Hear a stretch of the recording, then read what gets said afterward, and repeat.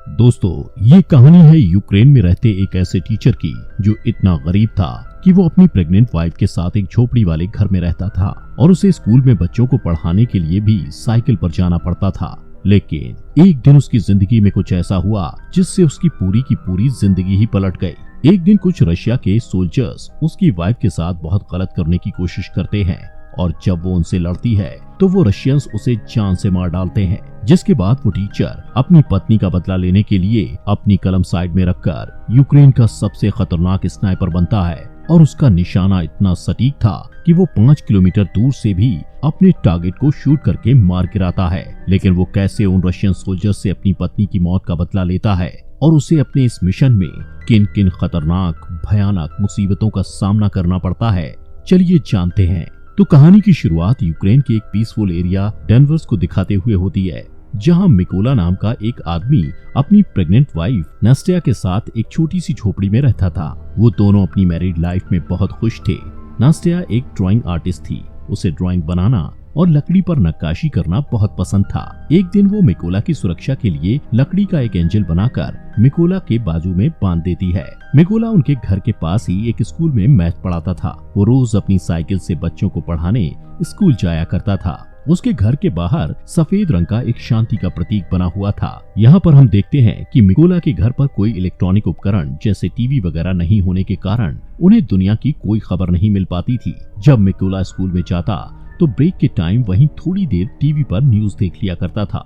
ऐसे ही एक दिन टीवी पर दिखाई जा रही न्यूज से उसे पता चलता है कि यूक्रेन की राजधानी में प्रोटेस्टर्स को मारा जा रहा है और रशिया यूक्रेन पर हमला करके उस पर कब्जा करना चाहता है। अब इस खबर को सुनने के बाद निकोला क्लास में बच्चों को पढ़ाने के लिए जाता है और वो बच्चों को बड़े प्यार और अच्छे तरीके से पढ़ाता है। लेकिन इसी क्लास में इवान नाम का एक बदमाश लड़का भी पढ़ता था जो मिकोला को बिल्कुल भी पसंद नहीं करता था और इसीलिए उसे जब भी मौका मिलता तो वो मिकोला की इंसल्ट करता और मिकोला को स्कूल से हटवाने के बारे में ही सोचता रहता। पर मिकोला उसकी हरकतों से कभी गुस्सा नहीं होता था। एक दिन सुबह जब मिकोला स्कूल पढ़ाने के लिए जा रहा होता है तो रास्ते में वो कुछ सोल्जर्स को खड़ा देखता है जिन पर वो ज्यादा ध्यान नहीं देता और आगे बढ़ जाता है। अब जैसे ही वो स्कूल पहुंचता है तो देखता है कि पूरा का पूरा स्कूल खाली पड़ा है, जिससे वो थोड़ा सोच में पड़ जाता है। तभी वो टीवी पर एक न्यूज देखता है जिसमें दिखाया जा रहा था कि यूक्रेन पर कब्जा करने के लिए रशियन आर्मी यूक्रेन में घुस चुकी है, जिससे उसे समझ में आ जाता है कि उसने रास्ते में जो सोल्जर्स देखे थे वो दरअसल रशियन सोल्जर्स थे। अब पूरा मामला समझते ही वो तुरंत अपने घर की तरफ भागता है क्योंकि नास्टिया घर पर अकेली थी। लेकिन अब बहुत देर हो चुकी थी क्योंकि रशियन सोल्जर्स उसकी पत्नी को पकड़कर पीट रहे थे और जब मिकोला अपनी पत्नी को बचाने की कोशिश करता है तो रशियन सोल्जर्स उसे भी पकड़कर मारने लगते हैं। मिकोला उनसे रिक्वेस्ट करता है कि मेरी पत्नी प्रेग्नेंट है, इसलिए तुम लोग प्लीज उसे मत मारो। ये सुनकर रशियन सोल्जर उनके घर को आग लगाकर वहां से जाने लगते हैं। अब अपने घर को जलता हुआ देख नास्टिया गुस्से में आकर रशियन सोल्जर्स पर जैसे ही पत्थर मारने लगती है तो एक रशियन सोल्जर उस पर गोली चलाकर उसे मार डालता है। मिकोला अपनी वाइफ की बॉडी के पास बैठकर फूट फूट कर रोने लगता है। कुछ घंटे बाद 2 यूक्रेनी सोल्जर्स मिकोला के पास आते हैं और उसकी पहचान करने के बाद उसकी पत्नी नास्टिया के लिए दुख प्रकट करते हैं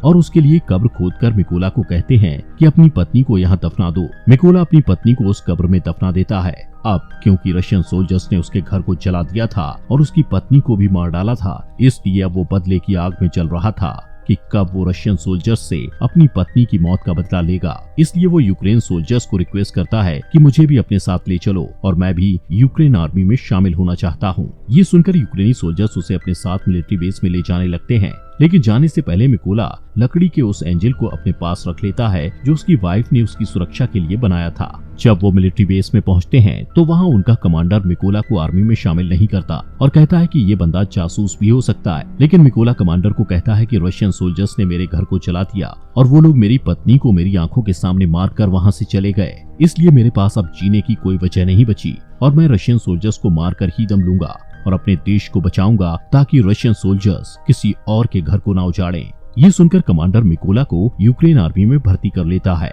और उसकी ट्रेनिंग शुरू हो जाती है।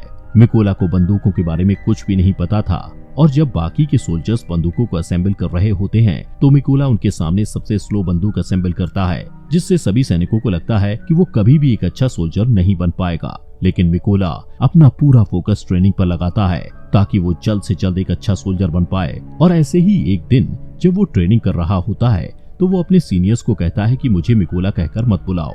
वो अपना कोड नेम रेवन रखता है, जिस पर उसके सीनियर्स उस पर हंसते हैं और उसे कहते हैं कि कोड नेम ऐसे ही किसी को नहीं मिलता, उसके लिए बहुत मेहनत लगती है, जिससे मिकोला अपनी पूरी कोशिश से ट्रेनिंग में लगा रहता है। रात को जब सभी सिपाही सो रहे होते थे, तब भी मिकोला अकेले ही अपनी प्रैक्टिस जारी रखता था। एक दिन उसका कमांडर उनको बताता है कि हमारे पास स्नाइपर्स की कमी है, इसलिए तुम लोगों में से कौन कौन स्नाइपर बनना चाहता है, जिसे सुनकर बहुत ही कम लोग अपना हाथ उठाते हैं। लेकिन इनमें से एक मिकोला भी था, जिसे देखकर सभी हंसने लगते हैं। कमांडर उससे कहता है कि तुम्हें तो बंदूक भी असेंबल करनी नहीं आती, तुम कभी भी स्नाइपर नहीं बन सकते। लेकिन मिकोला कहता है कि मैं एक अच्छा स्नाइपर बन सकता हूँ और मैं ये साबित कर सकता हूँ। वो कमांडर को कहता है कि आप मेरा कोई भी टेस्ट ले सकते हो। तब कमांडर उसे टेस्ट देते हुए कहता है कि तुम्हें सिर्फ 20 सेकंड में इस AK-47 बंदूक को असेंबल करना होगा। तब मिकोला आंखों पर पट्टी बांधकर बंदूक को असेंबल करना शुरू करता है और सिर्फ 18 सेकंड में ही AK-47 को असेंबल कर देता है। ये देखकर सभी हैरान रह जाते हैं और जो लोग पहले मिकोला पर हंस रहे थे, अब वो उसके लिए तालियां बजाने लगते हैं। इसके बाद मिकोला की स्नाइपर ट्रेनिंग शुरू हो जाती है और मिकोला स्नाइपर की ट्रेनिंग को पूरी जी जान से सीखने लग जाता है। ऐसे ही कुछ दिनों बाद वो दिन आ जाता है जिस दिन इन सभी स्नाइपर्स को बंदूकें दी जानी थी। यहाँ पर बाकी सभी स्नाइपर्स को बंदूक का नया और बेहतरीन मॉडल दिया जाता है, लेकिन वहीं मिकोला को एक पुराने मॉडल की बंदूक जो कि सही से काम भी नहीं करती थी, वो दी जाती है। अपने साथ ऐसा भेदभाव देखते हुए मिकोला अपने सीनियर से कहता है कि सर मुझे भी नए मॉडल की बंदूक दीजिए, जिस पर उसका सीनियर उसे गुस्से से कहता है कि पहले तुम्हें प्रूव करना होगा कि तुम एक अच्छे स्नाइपर हो, उसके बाद तुम्हें नए मॉडल की बंदूक मिल जाएगी, जिसके लिए मिकोला तैयार हो जाता है। अब इन सभी स्नाइपर्स की लास्ट ट्रेनिंग शुरू होती है, जिसमें उन्हें सबसे पहले सीनियर सभी स्नाइपर्स को बताता है कि जब तुम लोग अपने दुश्मन पर छुपकर निशाना साध रहे होगे, तब तुम लोगों को चाहे जो भी परिस्थिति आ जाए बिल्कुल भी हिलना नहीं है और सिर्फ अपने टारगेट पर फोकस करके उसे शूट करना है। इसके बाद सीनियर एक एक करके सभी स्नाइपर्स के पास शूट करने लगता है और जो भी सोल्जर गोली लगने के डर से जरा सा भी हिलता है तो उसे ट्रेनिंग से बाहर कर दिया जाता है। ऐसे ही जब मिकोला के पास सीनियर गोली चलाता है तो वो अपनी जगह पर ही निडरता से लेटा रहता है। यहाँ पर मिकोला अपने टारगेट पर उसी पुरानी बंदूक से निशाना लगाने की कोशिश करता है, लेकिन तभी इनका सीनियर उसे कहता है कि तुम्हें सिर्फ एक ही बार अपना टारगेट देखने को मिलेगा। और जैसे ही मिकोला अपना टारगेट देखता है तभी उसकी आंखों को ढक दिया जाता है,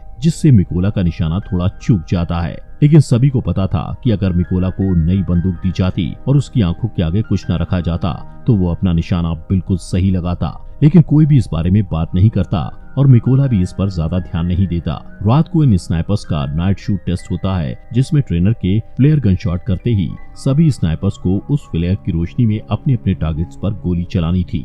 लेकिन मिकोला गोली नहीं चलाता क्योंकि वो मैथ में बहुत अच्छा था, इसलिए वो उस फ्लेयर गन की रोशनी में सिर्फ अपने टारगेट की दूरी का अंदाजा अपने माइंड में फटाफट से लगा लेता है और फिर जब पूरी तरह अंधेरा हो जाता है तो वो अपने टारगेट को शूट करता है और उसका निशाना बिल्कुल ठीक सेंटर पर लगता है, जो उसके सिवा और कोई नहीं कर पाया था। अगले दिन इन सभी का रिजल्ट आता है और सीनियर मिकोला को सैल्यूट करते हुए कहता है तुम पास हो चुके हो। इसके बाद कर्नल मिकोला को कहते हैं कि तुम जल्दी से अपने सभी जरूरी सामानों को पैक कर लो, क्योंकि तुम्हें एक जरूरी मिशन पर बाकी के स्नाइपर्स के साथ जाना है। अब इनका फर्स्ट मिशन ये था कि पास ही के एक चेक पॉइंट पर रशियन आर्मी ने कब्जा कर रखा था, जिसको इन लोगों ने उनसे छुड़वाना था। इसलिए मिकोला अपने साथी स्नाइपर्स के साथ उस एरिया में घुस जाता है और सभी अपनी गन पोजीशन ले लेते हैं। यहाँ पर इन सबको एक एक टारगेट दिया जाता है। जैसे ही ये लोग रशियन आर्मी पर शूट करने वाले होते हैं तो ये देखते हैं कि एक गाड़ी चेक पॉइंट की तरफ जा रही होती है, जिससे कर्नल सबको शूट ना करने के लिए बोलते हैं। वहीं रशियन आर्मी उस गाड़ी को रोक लेते हैं जिसमें एक कपल कहीं पर जा रहा था। रशियन आर्मी उन्हें गाड़ी से बाहर निकालकर उनका पासपोर्ट लेकर अपने पास रख लेते हैं और उन्हें काफी बुरी तरह से टॉर्चर करने लगते हैं, जिसे देखकर जैसे ही कर्नल स्नाइपर को शूट करने के लिए कहता है तो एक ही झटके में सभी स्नाइपर्स अपने अपने टारगेट को शूट करके निपटा देते हैं। अब इन स्नाइपर्स का पहला मिशन सक्सेसफुल हो गया था, इसलिए ये सभी खुशी खुशी वापस बेस में आते हैं। तब मिकोला वहाँ देखता है कि उसके बाकी के साथी बेस में नहीं है और जब वो इसके बारे में पूछता है तो उसे पता चलता है कि वो एक दूसरे मिशन पर गए हुए हैं। यहाँ पर मिकोला को ये भी पता लगता है कि उस मिशन पर उसके कई साथी मारे गए हैं और उन सबको एक ही स्नाइपर जिसका नाम सेरी है उसने मारा है, जो रशियन आर्मी का सबसे बेहतरीन स्नाइपर है। कुछ दिनों बाद इनका नेक्स्ट मिशन शुरू हो जाता है, जिसके लिए सभी स्नाइपर्स उस जगह पर पहुंच जाते हैं जहां पर रशियन आर्मी कब्जा करने के लिए आने वाली थी। सबसे पहले मिकोला अपने साथियों के साथ इन जगहों पर बॉम्ब्स फिट करने लग जाता है और खुद को घास के अंदर छुपाकर रशियंस के आने का इंतजार करने लगता है। अब जैसे ही कुछ टाइम बाद रशियन आर्मी वहां आने लगती है तो मिकोला देखता है कि उन रशियन आर्मी में उसका स्टूडेंट इवान भी था, जो स्कूल में उसे हर टाइम परेशान करता रहता था और अब वो रशियन आर्मी में शामिल हो चुका था। मिकोला को अपने स्टूडेंट को मारना अच्छा नहीं लगता, लेकिन जैसे ही कर्नल शूट का ऑर्डर देते हैं तो मिकोला थोड़ा सोचने के बाद अपने जज्बातों को साइड में रखते हुए बारूद पर शूट कर देता है, जिससे इवान समेत सभी रशियन आर्मी वाले मारे जाते हैं। इसके बाद कर्नल उससे गुस्से में पूछता है कि तुम क्या सोच रहे थे, तो मिकोला उसे बताता है कि उस रशियन सैनिकों में से एक मेरा स्टूडेंट भी था जिसने रशियन आर्मी को ज्वाइन कर लिया था। तब कर्नल उसे समझाते हैं कि ये इवान की चॉइस थी कि वो गद्दारों में शामिल हो गया, इसलिए तुम्हें अपने स्टूडेंट के लिए बुरा मानने की बिल्कुल भी जरूरत नहीं है। इसके बाद ये लोग वापस बेस में आ जाते हैं। यहाँ पर अब कर्नल अपना ज्यादातर टाइम मिकोला के साथ ही बिताता है, क्योंकि अब वो पूरी तरह से मिकोला पर विश्वास करने लगा था। कर्नल मिकोला को बताता है कि मेरी 2 बेटियां हैं और उनको नहीं पता कि मैं आर्मी में कर्नल की जॉब करता हूँ। उनको मैं ये कहकर आया हूँ कि मैं एक काफी बड़ा बिजनेस करता हूँ और मेरी वाइफ भी मेरी बेटियों को नहीं बताती कि मैं कर्नल की पोस्ट पर हूँ। ये सुनकर मिकोला भी कर्नल को अपनी पत्नी की आखिरी निशानी दिखाता हुआ काफी ज्यादा इमोशनल हो जाता है। दोस्तों, आगे बढ़ने से पहले आप सभी का दिल से शुक्रिया आपके अपने फॉक्स एक्सप्लेनर हिंदी चैनल को सब्सक्राइब करने के लिए। अब इसके बाद अगले दिन ये लोग फिर से अपने अगले मिशन पर निकल पड़ते हैं और ये लड़ाई काफी बड़ी थी, इसलिए सभी स्नाइपर्स छुपने के लिए खाई खोदते हैं और अपनी अपनी पोजीशन ले लेते हैं। यहाँ पर ये लोग इसलिए आए थे क्योंकि इन्हें कहीं से पता चल गया था कि रशिया के कुछ सिपाही इधर कब्जा करने के लिए आ रहे हैं। इस मिशन में कर्नल मिकोला के साथ ही थे। तभी कुछ टाइम बाद मिकोला यहाँ पर नोटिस करता है कि उन रशियन सोल्जर्स के साथ वो सोल्जर भी आया था जिसने उसकी पत्नी को गोली मारी थी। वो सोल्जर बिल्कुल ही मिकोला के निशाने पर था। ये देखकर मिकोला कर्नल से पूछता है क्या मैं उस पर शूट कर सकता हूँ, जिस पर कर्नल कहता है कि अभी नहीं। मिकोला फिर से देखता है कि वो रशियन बिल्कुल उसके निशाने पर है और शायद फिर उसे कभी ये मौका ना मिले, इसलिए वो फिर से कर्नल से पूछता है तो कर्नल उसे फिर से मना कर देता है। अब क्योंकि मिकोला का मिशन ही यही था कि वो अपनी पत्नी का बदला ले, इसीलिए वो खुद पर कंट्रोल नहीं रख पाता और उस सोल्जर पर शूट करके उसे मार डालता है। लेकिन इससे रशियन सैनिकों को इनके बारे में पता चल जाता है। कर्नल मिकोला पर भड़क जाता है कि तुमने क्या किया। तभी सेरी, जो रशियन आर्मी का एक तेज तर्रार स्नाइपर था, वो कर्नल को शूट करके मार डालता है और सभी रशियन सोल्जर्स इन पर बॉम्ब्स फेंकने लगते हैं, जिससे मिकोला कर्नल की बॉडी को उठाकर वहां से दूर भागने लगता है। लेकिन कुछ देर बाद वो रशियंस की रेंज से बाहर चला जाता है। मिकोला वापस बेस में आता है, लेकिन वो बहुत उदास था क्योंकि उसकी गलती की वजह से कर्नल मारा गया था। मिकोला अब ये कसम खाता है कि वो सेरी को कहीं से भी ढूंढकर उसे मार देगा और कर्नल की मौत का बदला लेगा। इसीलिए वो अगले मिशन के लिए अकेला ही निकल पड़ता है। थोड़ी दूर जाने के बाद उसे कुछ रशियन स्नाइपर्स की लोकेशन पता चलती है, जिससे वो अपने टारगेट फिक्स करके एक रशियन स्नाइपर को शूट करके मार गिराता है। लेकिन तभी दूसरा रशियन स्नाइपर मिकोला पर शूट करता है, जिससे मिकोला के हाथ को गोली छू कर निकल जाती है और वो घायल हो जाता है। लेकिन फिर भी मिकोला उस स्नाइपर को शूट करके मार गिराता है। अब क्योंकि मिकोला जख्मी था तो इसलिए वो एक सीक्रेट अड्डे पर जाकर अपने जख्म के ठीक होने का इंतजार करता है। तभी आर्मी हेड उसे कॉल करके कहता है कि हमारी आर्मी ने उस स्नाइपर का पता लगा लिया है जिसने कैप्टन को मारा था। हेड मिकोला को कहता है कि तुम जल्दी से बेस पर आ जाओ, जिससे मिकोला बेस में पहुंचता है। अब मिशन शुरू होने से पहले सभी सैनिकों को सारी जानकारी दी जाती है कि उस स्नाइपर की गोलियां बहुत दूर तक जाती हैं। उसने अब तक 5 सबसे कारगर यूक्रेनी स्नाइपर्स और 3 मशीन गनर्स को मार गिराया है और उस स्नाइपर का नाम है सेरी। हेड उन सबको ये भी बताता है कि सेरी पहले यूक्रेनी सोल्जर्स को मारता है और फिर उनकी फोटोज और वीडियोस को रिकॉर्ड करके इंटरनेट पर पोस्ट कर देता है, ताकि वो यूक्रेनी लोगों और खासकर यूक्रेनी आर्मी का मनोबल तोड़ पाए और वो हार मान ले। सेरी के पोस्ट इंटरनेट पर डालने से यूक्रेन आर्मी को उसकी लोकेशन का पता चल गया था। यहाँ पर कुछ सैनिक कहते हैं कि हमें उस लोकेशन पर माइंस बिछा देनी चाहिए। तब मिकोला उन्हें कहता है कि नहीं, हम ऐसा नहीं कर सकते, क्योंकि जब तक हम उस जगहों पर माइंस बिछाएंगे तब तक सेरी हमारा सफाया कर देगा। इसलिए हेड उनसे कहता है कि हम वहां 2 ग्रुप्स में जाएंगे। एक ग्रुप उन रशियन स्नाइपर्स पर सामने से अटैक करेगा, जिसमें वो लोग बिजी हो जाएंगे।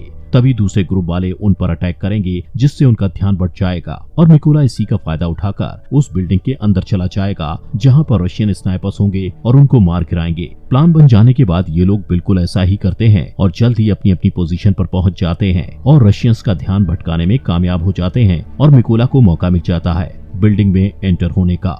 मिकोला वहां पर अपने सामने 2 रशियन स्नाइपर्स को देखकर उन पर हमला करके उन्हें मारकर आगे बढ़ जाता है। मिकोला अपने साथियों को कहता है कि मेरा रास्ता क्लियर कर दो, जिससे सभी यूक्रेन सोल्जर रशियन के बहुत सारे सैनिकों को मारकर उसके लिए रास्ता साफ कर देते हैं। मिकोला आगे बढ़ता है। वहीं सेरी ये नोटिस करता है कि कोई भी सोल्जर उसे रिपोर्ट नहीं दे रहा, जिससे उसे थोड़ा शक होता है और वो चेक करने के लिए खुद ही छत पर जाने लगता है, क्योंकि छत पर भी एक रशियन स्नाइपर था जो अब मर चुका था।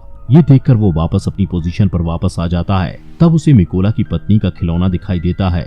उसी वक्त मिकोला ऊपर से कूदता है और सेरी को मार डालता है। तभी एक और रशियन स्नाइपर को थोड़ी आवाज आती है, जिससे वो अलर्ट हो जाता है, लेकिन मिकोला उसी टाइम उसके पास एक ग्रेनेड फेंकता है और अब उस स्नाइपर का भी काम तमाम हो जाता है। लेकिन यहाँ पर हम देखते हैं कि सेरी जब ऊपर छत पर चेक करने गया था तो उसने अपने रशियन आर्मी से फोन करके बैकअप बुलाया था, इसलिए अब रशियन आर्मी वहां पर आ रही होती है। उन लोगों को नहीं पता था कि सेरी मारा जा चुका है, इसलिए वो सेरी को कॉल करके कांटेक्ट करते हैं, लेकिन कॉल मिकोला उठाता है और कहता है कि तुम लोगों का अब टाइम खत्म हो चुका है। ये कहकर वो ट्रक के ड्राइवर को शूट कर देता है, जिससे सभी रशियन सिपाही ट्रक से बाहर निकल जाते हैं। लेकिन उन्हें नहीं पता था कि यूक्रेन के स्नाइपर्स ने पहले ही उन पर निशाना साध रखा था। तभी सभी यूक्रेनी स्नाइपर्स उन पर गोलियों की बारिश कर देते हैं और मार डालते हैं। अब सभी को मारने के बाद मिकोला अपनी पत्नी की कब्र पर जाता है और उसे उदास भरे मन से कहता है कि मैंने अपने दुश्मनों से बदला ले लिया, लेकिन मुझे अब अपने देश की सेवा करनी है, इसलिए मुझे जाना होगा। इतना कहते हुए वो अपने अगले मिशन पर निकल पड़ता है।